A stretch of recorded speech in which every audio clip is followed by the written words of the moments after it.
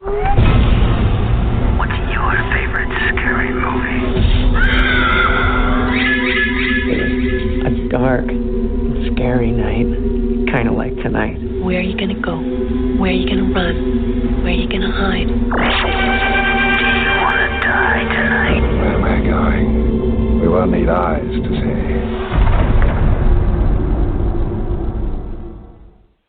Awesome. Yeah, I had completely forgotten about that new intro, so that's awesome to hear again. Only our second week of having that, so it's pretty cool.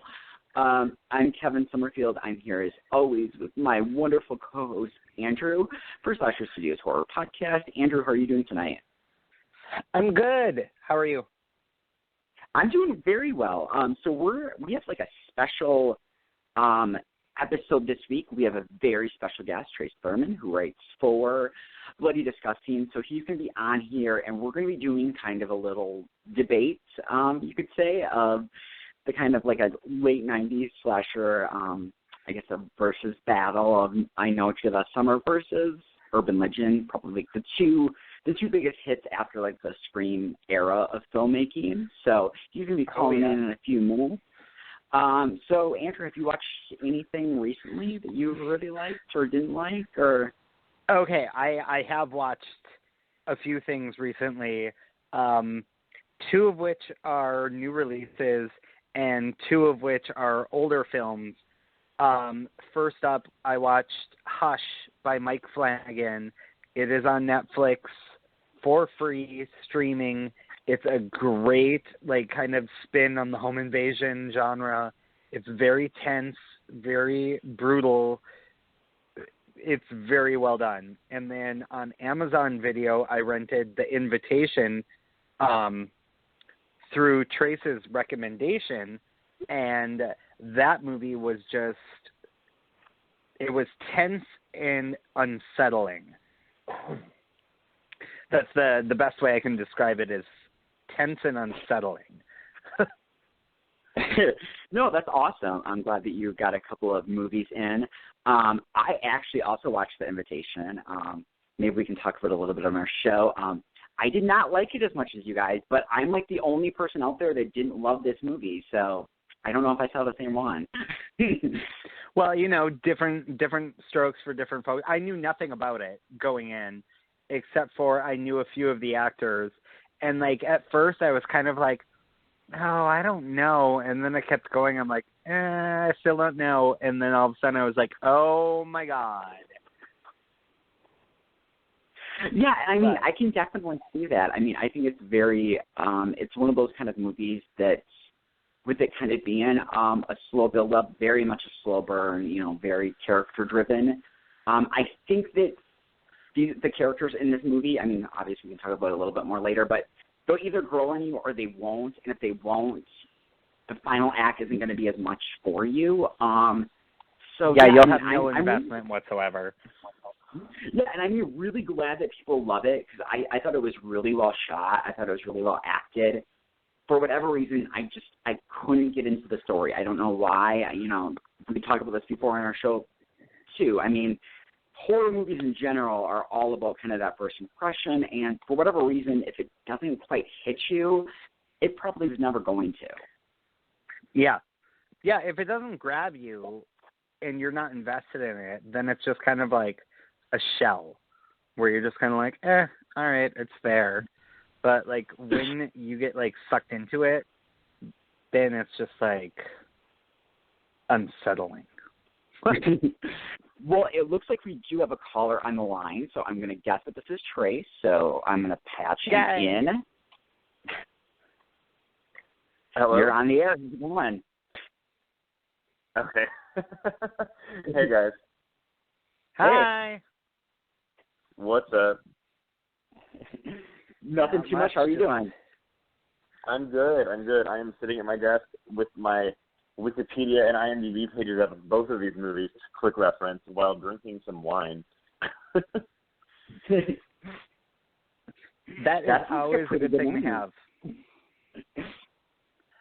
All right, so catch me up to speed. What are we doing? Okay, well, if you would like to introduce yourself, tell the listeners a little bit of who you are and kind of a little bit of your horror background, you can do that, and then we can jump right in. Okay. Well, my name is Trey Thurman. I live in Austin, Texas. I am a columnist for the horror website Bloody Disgusting. My horror background, I don't know, let's see, Spark Notes. I was a kid that wasn't allowed to watch R-rated movies growing up, so of course by the time I could, I became obsessed and watched a lot of horror movies. Favorite subgenres are slasher and aquatic horror, but I have a soft spot for pretty much anything. So, yeah, that's me. Aquatic horror? What does that entail? Aquatic horror, it's anything that involves an animal in the sea or ocean killing people. So I'm a sucker for killer shark movies, killer gators, killer anything underwater, but like good quality. I mean, like I enjoy things like Sharknado, but that's not what I like to see. I like to see things like Deep Blue Sea or Jaws 2. What is your feelings on Deep Rising? You know, so I saw Deep Rising late in life. I was a junior in college when I saw it for the first time. But I think it's a lot of fun, actually. It's definitely one of the more underrated films of the 90s. Agreed. The only problem I really have with it is the comic relief character lives way too long. I agree. But, you know, I love me some Fancy Jansen. So, I mean, I'll pretty much watch anything with her in it. Ah, yes. I agree. And plus, you can't go wrong with a monster sucks a woman out of a toilet. I know. It's so random.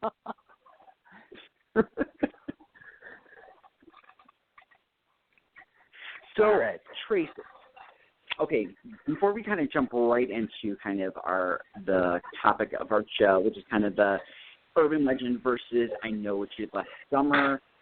Urban legend. Where do you kind of fall under with the kind of like? Because I'm trying to think of the best way to put this. So with horror fans, for whatever reason, I mean, like for liking 90s slashers is kind of this like, oh, like this secret like walk of shame. It's like, oh, like I'm not supposed to like these. Like, how do you feel that these kind of movies kind of tie in with the other like more like sections of the slasher genre? Oh, I mean, well, yes, I see that reaction every day. I love 90s horror and 90s slasher specifically. I know the go-to is going to be Scream, which obviously I love, but even Scream is looked at by a lot of horror fans negatively for inspiring a lot of cheap knockoffs. But to them I say, well, that's what Friday the 13th is to Halloween. Like, but I still enjoy it. So it really bothers me when, you know, like I'm a child of the 90s if I write something about a 90s horror movie. And, you know, there would be those trolls in the comments who just bash movies. Specifically, actually, I Know What You Did Last Summer, for defending it or for even talking about it, you know. Like, I get thrown, why are you talking about this movie? Like, you need to talk about the classics. When, to me, like, those 90s slashers are my classics because I grew up with them. So I think that there's a lot to like in all of them, even some of the worst ones like Valentine. Well, and it's silly because you think about the fact that, like, yeah, Scream, they're like, oh, God, that movie just spawned a bunch of copycats. It's really annoying. But like you said, Halloween and Friday the 13th did the same thing, and without that, we would never have had My Bloody Valentine and, like, House on Sorority Row and Curtains and Prom Night and Carrot Train. Like, those were all knockoffs as well. The only difference is you hate the 90s ones because they starred people that were popular at the time as opposed to just random nobody. Well, and I hate to be an ageist, but honestly, a lot of the commenters who hate on 90s horror are people that grew up with 70s and 80s horror. So, I mean, maybe, you know, I mean, I don't know how old you guys are. I'm 27. So maybe in 20 years, I'm going to look at horror movies that are coming out in, 10 or 20 years, and I'll be like, oh, they're not as good. Like, it's just a generational thing, you know. Maybe we'll be the same way in a couple of years when whatever the next trend is in the 2020s is coming out, you know? Mm-hmm. And that's true. No, But, I mean, I yeah. have a theory on that. Like, I honestly think, and I could be wrong on this, but I think a lot of it has to do with the fact that horror in general is a very niche market. And Scream was kind of the first movie that kind of brought horror to the mainstream. And for a lot of horror fans, I feel that they kind of say, like, okay, well, this kind of movie took something away from me because now everyone likes it. Like, and that's my theory. I don't know how true that necessarily is, but that's kind of what I agree come with across. you. Yeah. I agree with you. I think that if it had failed, 90% of the naysayers would flip their opinion on it. But the fact that it was such a huge success is why a lot of people have turned their back on it. Well, I don't understand people that don't like a movie because of the movies that it spawned or that it inspired. Why don't you hate those movies? Why are you going to hate the movie that was good? I don't know. People just like to bitch. I know. Well, I mean, and y'all know me. I mean, you know, I'm a person who's going to defend Scream 2 until the day I die. So I know all about these douchebags, like, talking you down for liking a certain 90s horror movie. No, I love Scream 2. I do think the first one is better, but only because it's way more streamlined. The second one starts going off into too many characters and too many tangents, but I still love it. I think it's a very good sequel. Mm-hmm. But well, yeah, I get it. Yeah, I'm right there. I mean, I'm also one of the few people that like Scream 2 better than the first one, so I'm right on board with that. So.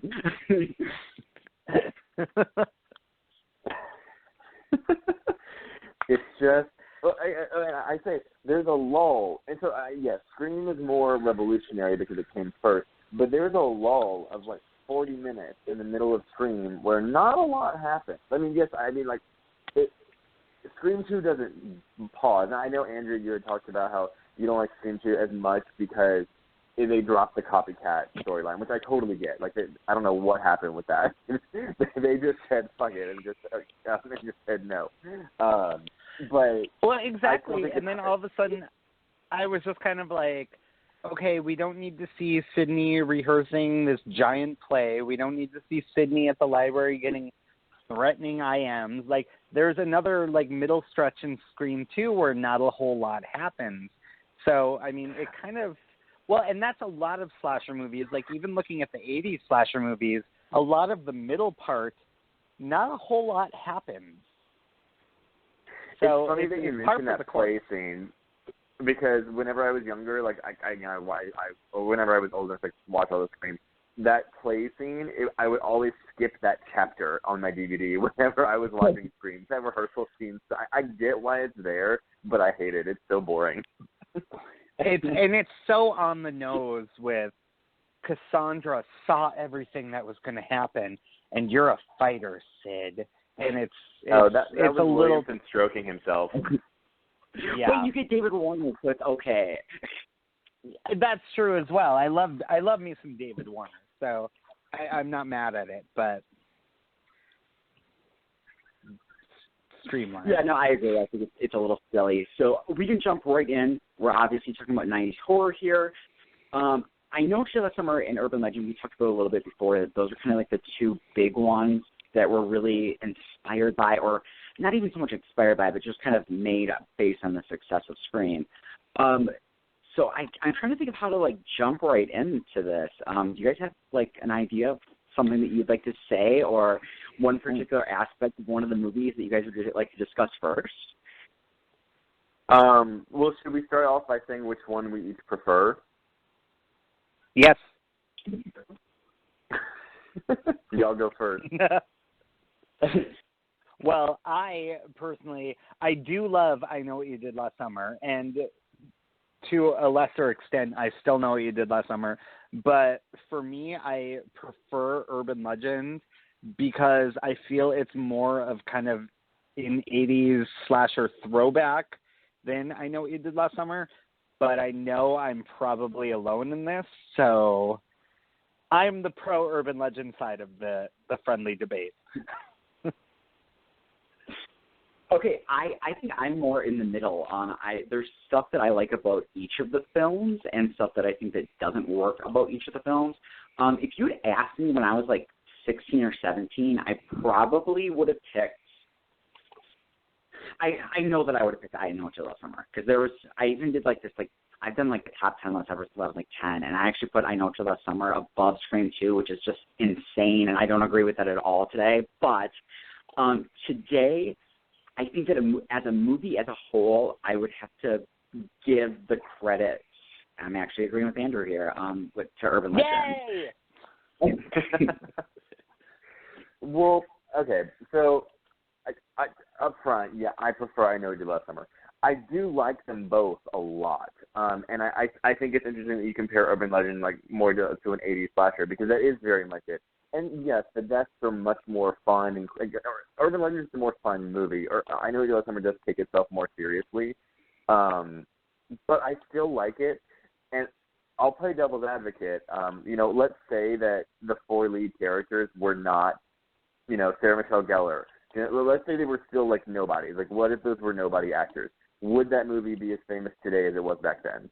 But I don't even care. But it does star those 4 people, so I still love it.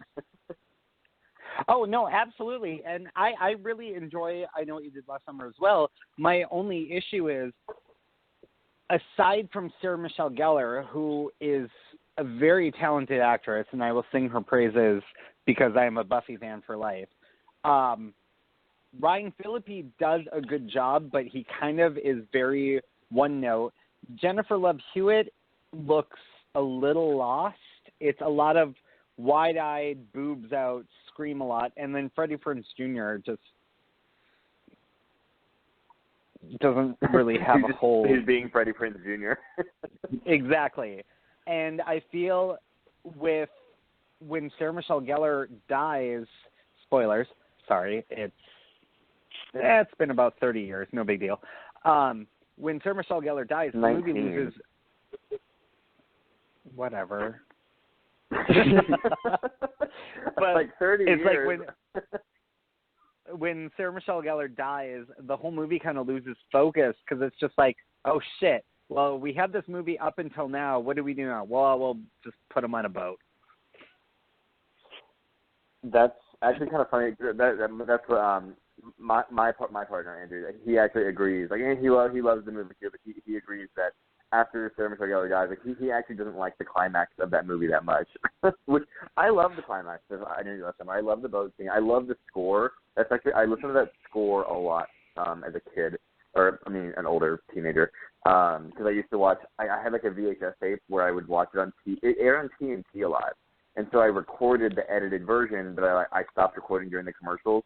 So I would just watch I Know You Love Summer a lot, and I think a lot of my liking for it is just the nostalgia, because it. This is so dumb. The trailer was in front of Anaconda on my Anaconda VHS. So I would watch that trailer on repeat like all the time, and then watch Anaconda a lot. So I just have more fond memories, I guess, of like the build up of me getting to go see I Know You Love Summer. Oh, and it's got a great score, and it's got one of the best trailers from like the post Scream. I will still watch that. And, I love the soundtrack. I still listen to the soundtrack. But it just feels like they didn't put as much effort into the Jennifer Love Hewitt sequence as they did with the Sarah Michelle Gellar sequence. Because, like, she's at the front of the boat, and he speeds up the boat, but she flies towards the front of the boat, when if you speed up the boat, she would have skidded backwards. And, she has to take off her sweater to pull the door open so she can be running around in a tank top, and it's just they don't give her a whole lot to do, and it's just kind of frustrating, because it's like you just saw Sarah Michelle Gellar do pretty much everything right except for that one turnaround moment, and then you watch her die, and then you see Jennifer Love Hewitt just do stupid decision after stupid decision, and she's supposed to be the one we root for? Well, to kind of go off that, I think that one thing that is important to kind of look at for both of these movies is that the friend character in each of them is more interesting than the lead actress. Yeah, I was No, going to say, like, absolutely. you think Alicia Witt is that interesting in Urban Legend? No, I do not. That is one of the problems I have, but yeah. Yeah, neither one of them is ever going to be in my top 10 horror heroines. And both of them I have seen in things other than their slasher movies and have liked them in other things. It just seemed like neither one of them really got a whole lot of like hardcore, like, this is what you got to do, this is what's going to happen. It's just kind of like, just scream a lot. Well, Alicia Witt doesn't even scream that much. She just kind of looks sad the entire movie. Oh, really? Because I think she screams a lot. I mean, with the Joshua Jackson and, like, her roommate, and, I mean, she's got a great scream. Same with Jennifer Love Hewitt. They've got great scream queen screams. They're not shrill to the point where you're like, shut up, kind of like Tara Reid. But again, that was not Tara Reid's choice in Urban Legend. That was the director being like, you have to scream a lot because you're going to be over the radio and people are going to listen. But when you're watching the movie, you're just kind of like, shut up. Well, I love Tara Reid's scene. I think Tara Reid, that's like the best part of the movie for me. Well, minus the ending, which we can get to that in a minute, because I think both movies have, yeah. But Tara Reid's like whole, I do think, honestly, I think it kind of rips off Sarah Michelle Gellar's chase scene, and I Know You Did Last Summer, and it's not as good as that chase scene, but it's a really good scene. Oh, and see, I didn't think it ripped off Sarah Michelle Gellar's scene, because Sarah Michelle Gellar's scene is way bigger in scope than this one is. I always felt Sarah Michelle Gellar's scene was very inspired by the original Prom Night with Wendy's chase scene throughout high school. So, I mean, you are correct. It's all very, like, you can tie it back to each other.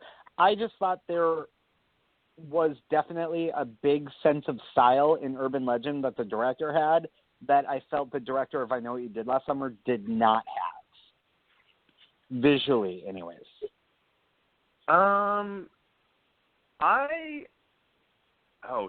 like looking it up now, trying to see who directed Urban Legend, and it's the guy who directed Valentine. I don't think there's anything particularly like novel about the filming style of Urban Legend or the directing of it. Oh, see, I just thought he took a lot of chances with camera angles and, like, the scope of the movie. You know, he got the job with Urban Legends by filming a fake trailer for I Know What You Did Last Summer. He just didn't submit it in time to be in the running, but they liked it so much they gave him Urban Legend right after. Well, one thing that I do think is interesting about Urban Legend is that, especially out of the 90s horror movies, looking back at it, it's very mean-spirited. You have a dog that dies. You have jokes about a girl who possibly committed suicide. Like, there's a lot in that movie that, as an adult, I pick up more than what I did as a kid. I don't necessarily know if I like that stuff, but it's just kind of shocking to see in kind of, you know, many people think of, like, the 90s slashers as very cookie-cutter generic, and that kind of goes against that whole kind of argument of that. Oh, yeah, there's definitely, like, a mean streak going in Urban Legend. But there's kind of a mean streak in I Know What You Did Last Summer, too. I mean, how many people do they kill that has no ties to the accident anyways? I mean, most of the body count is people that had nothing to do with it. Well, I mean, are you referring to, like, the Johnny Galecki character? Because I took that as they killed him because he was, like, at the crash site. Well, there's Johnny Galecki, there's the cop, there's the sister. Oh, yeah, Bridget Wilson.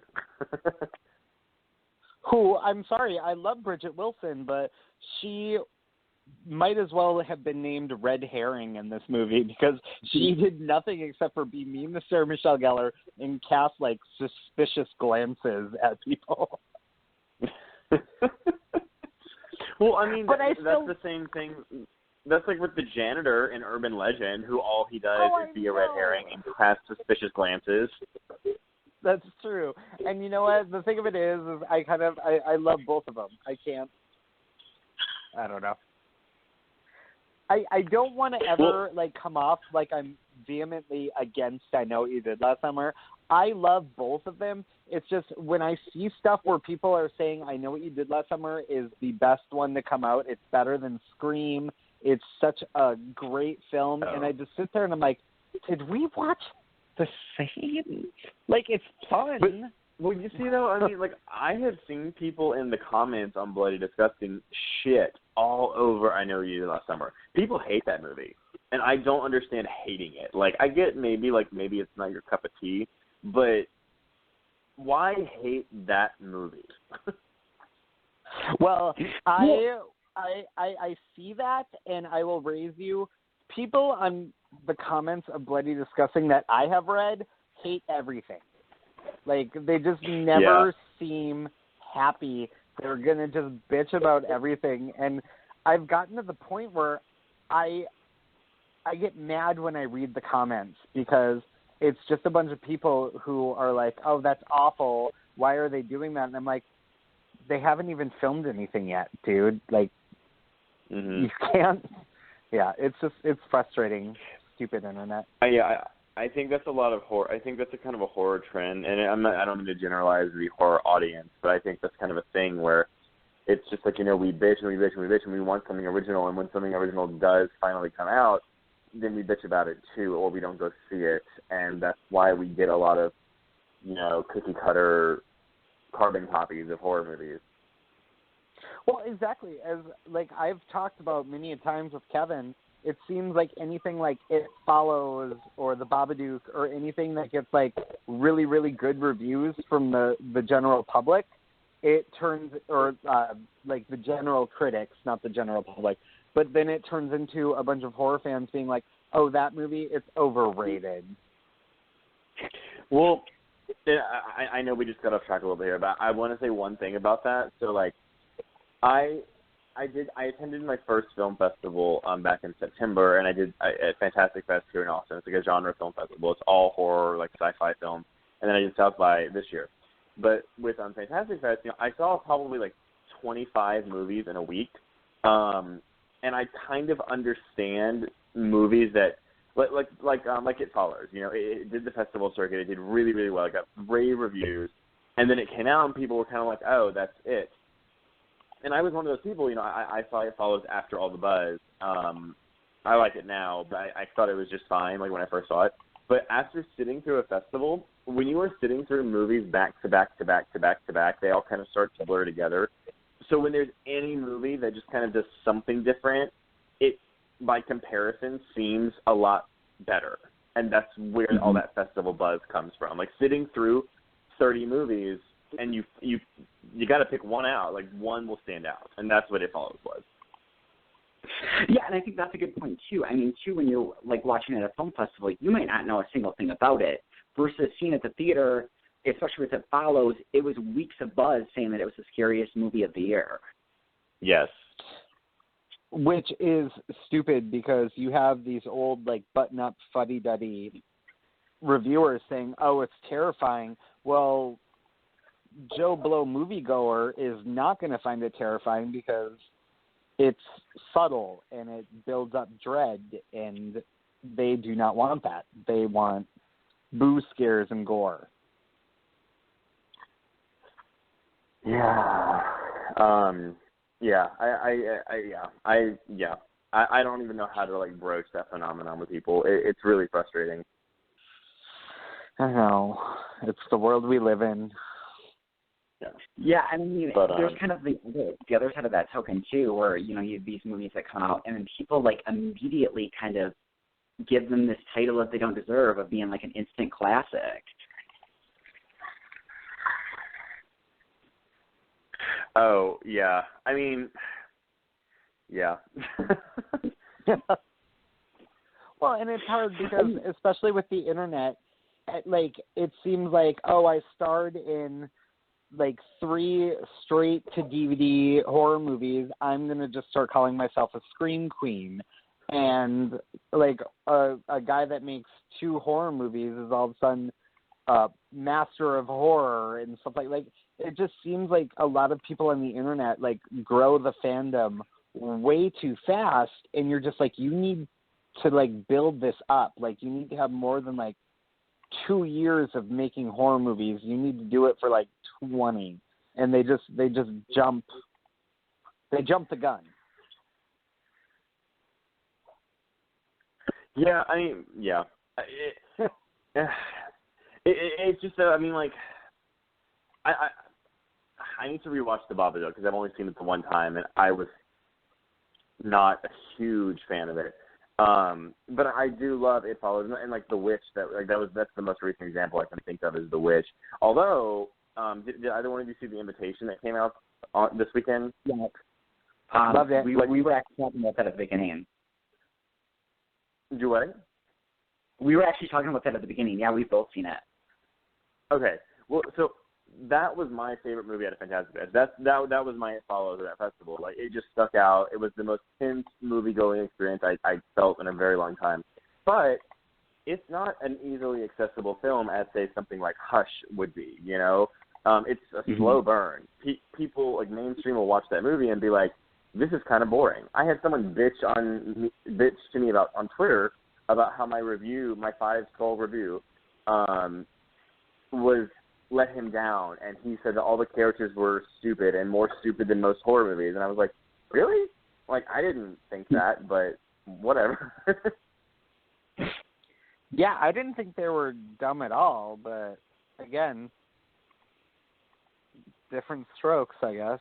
Yeah. Yeah, I mean, I wasn't necessarily a fan of the film, but even I said in like my mini review that like, okay, I didn't particularly like the characters and the story didn't do much for me, but it's really beautifully shot and it's well acted. Like, you got to find some good in kind of every bad, otherwise you're just going to go crazy.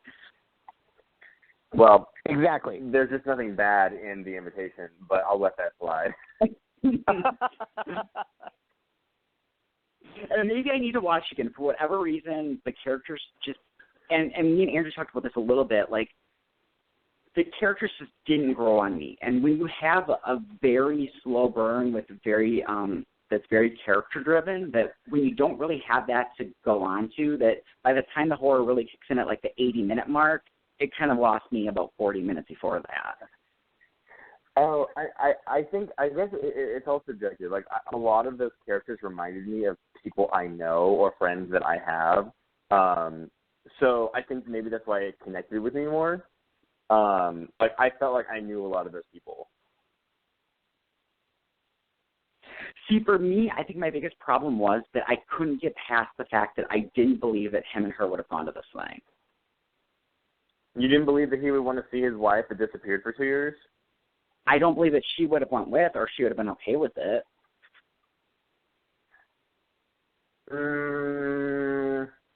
I disagree, but that's okay.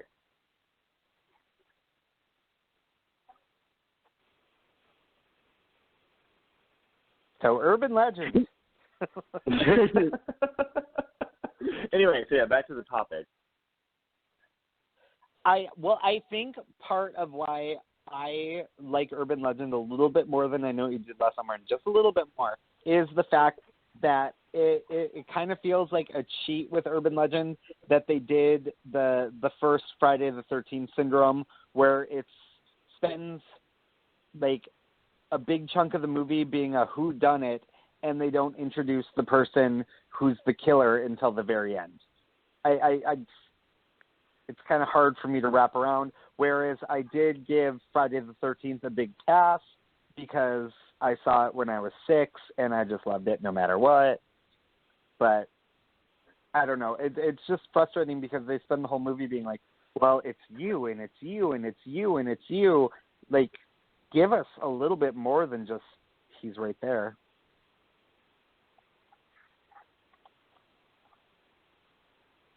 Yeah, I think that kind of with that, I mean, if we're kind of like looking at, and maybe this is just me getting older, but I actually just watched Urban Legend again. I mean, not Urban Legend. I watched again last year after having seen that for a while.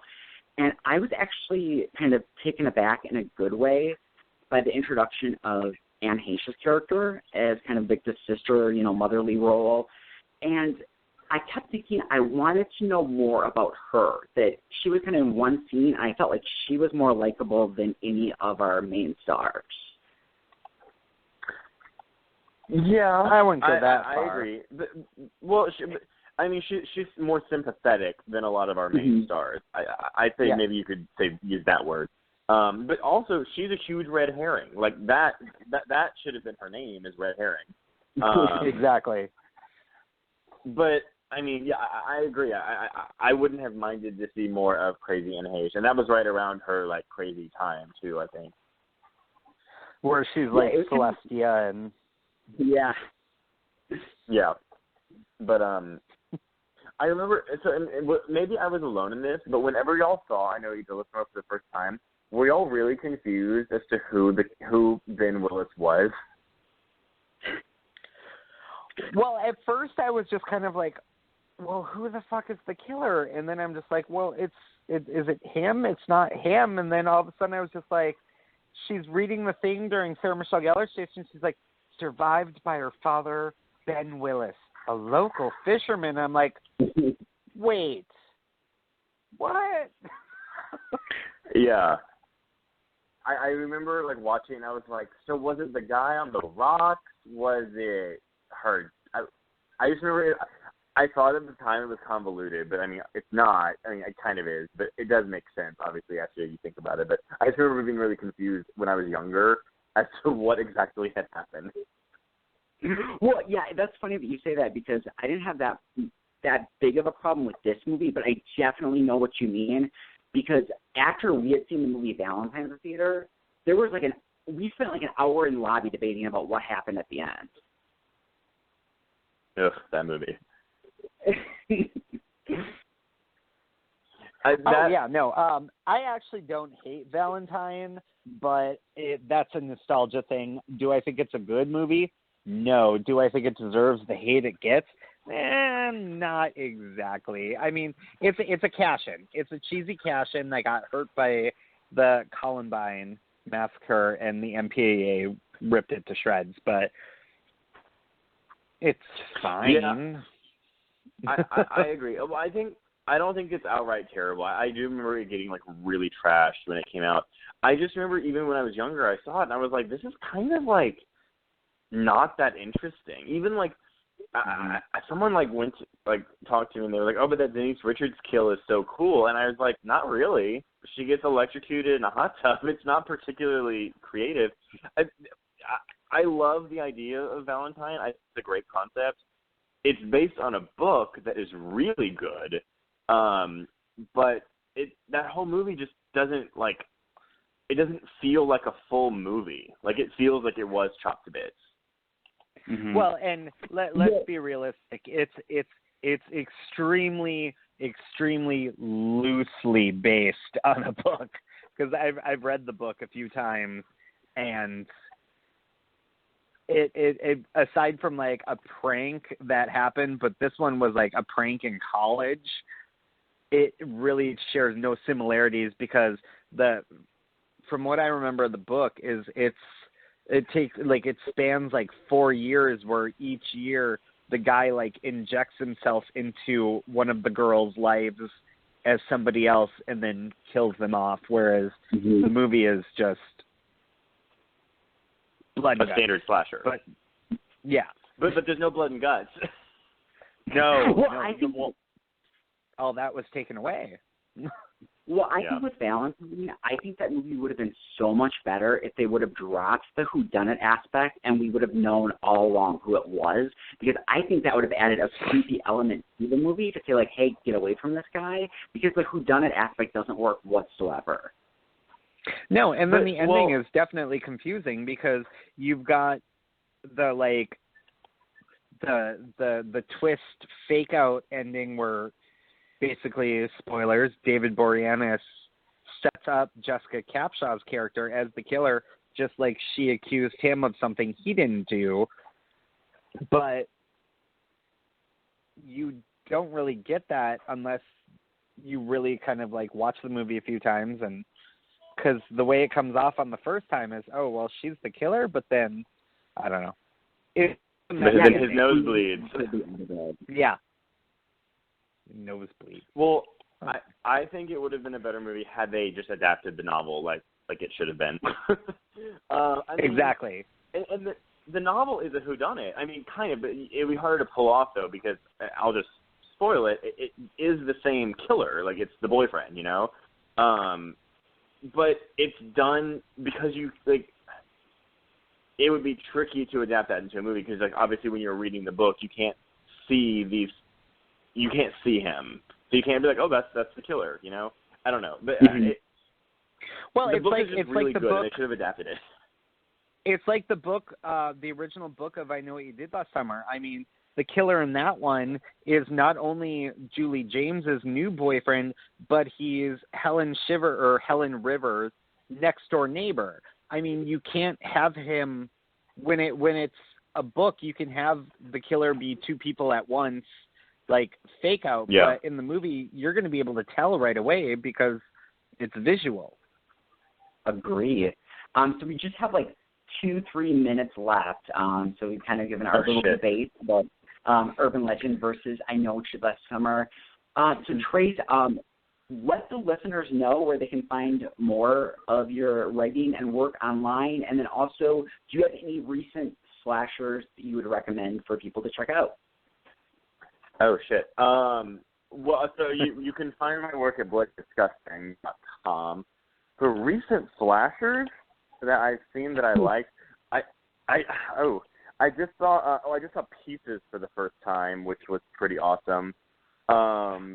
And I watched the Sleepaway Camp trilogy for the first time, which was really good. Well, I had seen the first one years ago, but I just watched part 2 and 3. Nice. How'd you like them? Oh, I thought they were a blast. I love the second one, actually. I think the second one's my favorite out of the whole trilogy.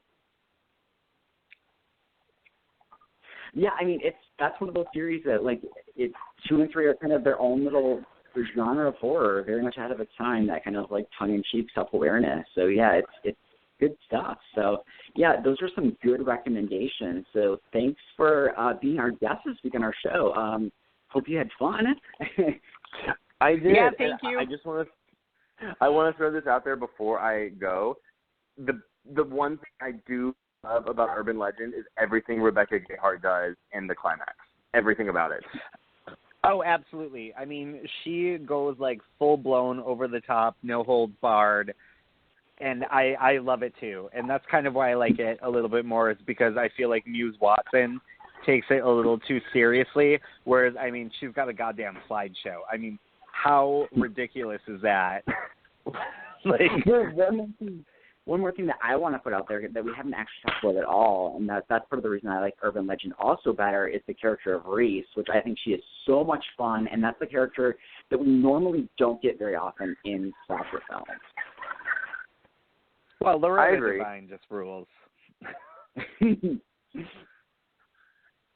But yeah, like I said, I like both of them a lot. I just prefer one a little bit over the other, but I thought it would be a fun kind of debate, because I know, Trace, you feel the opposite way, where you think I Know What You Did Last Summer is just a little bit better than Urban Legend. So I just thought this would be fun. Oh, no, it was. And thank y'all for having me. I appreciate it. Yeah, so that's going to be the end of our show. We have less than a minute left. So thank you once again, Trace, for being our guest tonight. Yeah. And next week, have a horrible week. You too, guys. Bye. Thank you. Bye.